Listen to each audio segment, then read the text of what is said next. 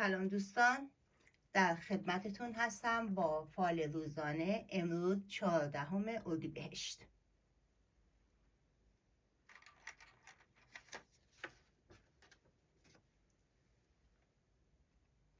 فروردین.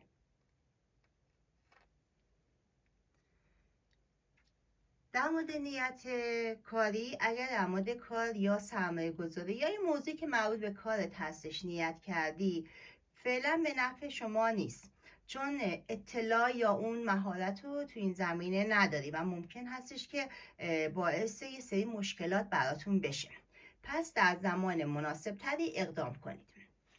در مورد نیت احساسی برای مجردین فروردین ماه خانم حضور خواستگار رو میبینم. افرادی هم که در رابطه هستن مراقب یه خانم باشن که قصد ضربه زدن هم داره براشون. دوستان کات کرده دیدار و برگشت براشون دیده میشه.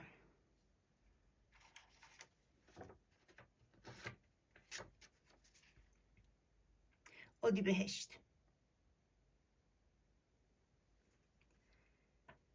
در مورد نیت کاری اردیبهشت ماهی های عزیز، الان یه سری مشکلاتی داری که دنبال راه حل میگردی. در زمینه مالی هم براتون مشکلات رو میبینم که یه سری مشکلات جلوی راهتون در زمینه مالی هم هست، ولی با یه تماس تلفنی مشکلات شما در زمینه مشکلات مالی حل میشه. در زمینه احساسی هم باید بگم در مورد نیت احساسیتون، روابط احساسیتون از طرف عشقتون یه تماس دریافت میکنید.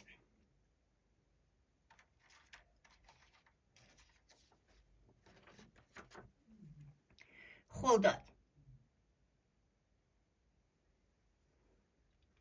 اگه منتظر خبری هستی، تا آخر همین ماه این خبر کاری به گوشت میرسه. دوستانی که قصد خرید و فروش دارن براشون بسیار عالی و پرمنفعت افتاده. در زمینه کاری اگر منتظر هستن و انتظار میکشن، این انتظار به پایان میرسه.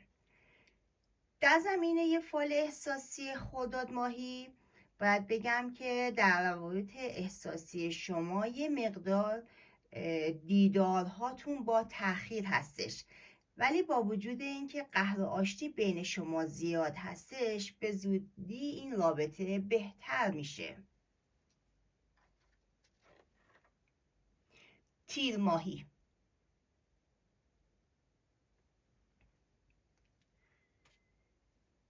در زمینه کاری تیر ماهی های عزیز، موضوعاتی باعث نگرانی یا شک و تردید شما شده که تا 4 وعده این مشکلات و نگرانی ها که در زمینه کاری و مالی هست براتون برطرف میشه. پس یک مقداری از اون استرس خودتون کم کنید. در زمینه نیت احساسی، شریک احساسیتون خیلی شما رو دوست داره.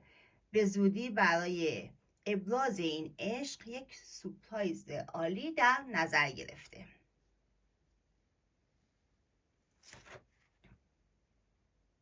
مرداد.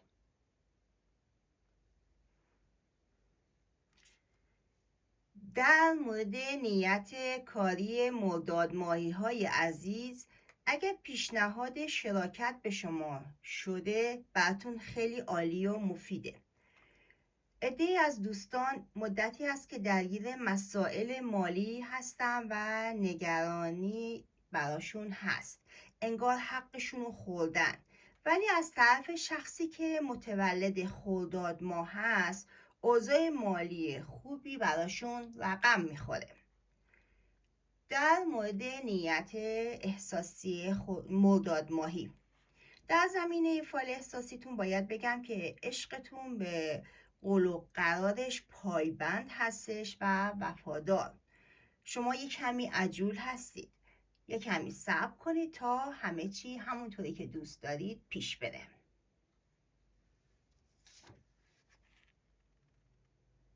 شهریور ماهی.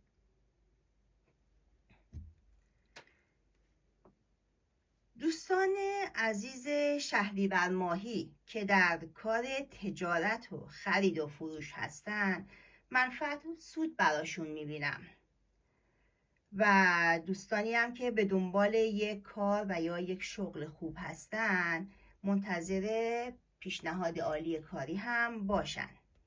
عده‌ای از شهریور ماهی های عزیز تا 2 وعده دیگه امضای یک سند براشون افتاده که مربوط به خانواده است، مثل خرید یا فروش ملک یا خونه.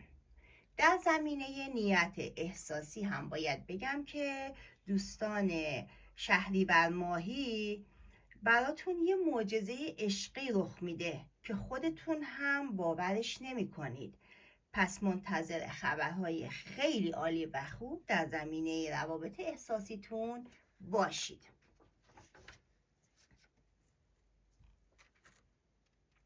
مهر ماهی عزیز، در زمینه کاری شما دارید تلاش میکنید ولی یک گره کاری یا مالی رو دارید که تا 3 وعده دیگه این گره حل میشه. عده‌ای از ماهی های عزیز یه جابجایی دارن که بسیار براشون خوب هستش. دوستان ماهی منتظر یه پیشرفت بسیار خوب مالی باشن. در زمینه احساسی باید بگم که نیت احساسی شما درش غم در دلتون دیده میشه که باید خودتون برای حفظ این رابطه تلاش کنید تا پیروز بشید، ولی نگران نباشید، علاقتون نسبت به هم 2 طرف است.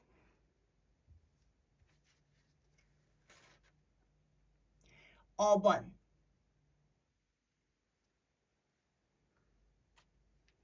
در مورد نیت کاری آبان ماهی ها باید بگم که اضافه حقوق، پیشرفت یا ارتقاء مقام و شغل رو براتون میبینم.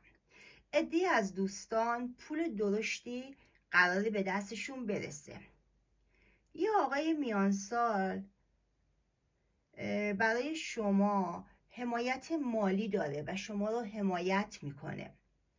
در مورد نیت احساسی در آبان ماهی عزیز، خانم هایی که روند درمان بارداری رو دارن طی میکنن به نتیجه میرسن و از این لحاظ بسیار شاد میشن و یک جشن کوچولو هم میگیرن.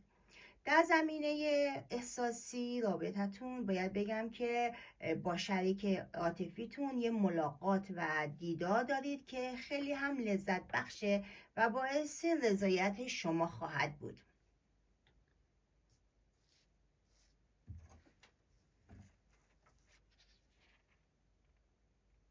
آذر، درسته الان در زمینه کاری یا مالی در سختی و فشار هستی، ولی تغییرات خوبی برات رخ میده که به خاطر تلاش خودتون هستش. پول خوبی مثل قرعه کشی، ارث یا همچین چیزی به دستتون میرسه. دوستانی هم که دنبال شغل هستن، پیشنهاد شغلی خوبی براشون دیده میشه. در زمینه نیت احساسی الان کمی دلخور یا دلسردی بین شما دیده میشه که به خاطر یه سری مسائل هستش، ولی نگران نباشید، این موانع برداشته میشه و دوباره رابطتون گرم و صمیمی میشه.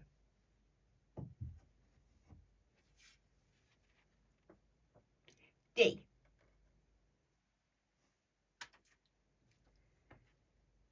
اگه به فکر کاری مثل تجارت هستید دی ماهی عزیز، باید بگم براتون خیلی عالی افتاده. عده‌ای از دی ماهی ها یکم سنگینی توی زندگیشون هست که ممکنه به خاطر دعا یا طلسم باشه. اگه کار قانونی یا دادگاهی داری، برگ برنده برای شماست، نگران نباش. در زمینه نیت احساسی هم عجله تصمیم نگیر یا قضاوت نکن و حقو فقط به خودت نده. نگران نباش، مشکلی که الان در رابطه احساسی داری توی زمان کوتاه حل میشه و باز ملاقات خواهی داشت.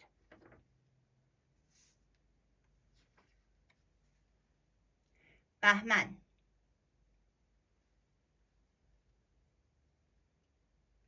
اگه توی بیماری هستی، در زمینه کاری یا مالی مشکلاتی داری، کمی صبور باش، چون این سختی ها، شرایط بد یا بیماری از شما دور میشه و شما شاهد تغییرات بسیار عالی و خوبی خواهی بود. در مورد نیت احساسی، توی رابطه شما یک رقیب دیده میشه، ولی عشقتون همچنان شما رو دوست داره و به شما فکر میکنه. اسفند. دوستانی که در زمینه کار دادگاهی یا قانونی نیت کردن، تا 4 وعده دیگه با حمایت و کمک شخصی برگ برنده به شما داده میشه. دوست اسفند ماهی، خودت الان یکم به هم ریخته هستی، فکرتون زیاده، هم از لحاظ مالی هم از لحاظ احساسی یک سری مشکلات جلوی راهتون هست. با درایت خودتون باید این موانع رو بردارید. در زمینه احساسی هم الان عشقتون از پیشتون رفته، ولی بهتون فکر میکنه و گاهی دوست داره که برگرده و حس پشیمونی در وجودش دیده میشه. روز خوبی داشته باشید. خدا نگهدار.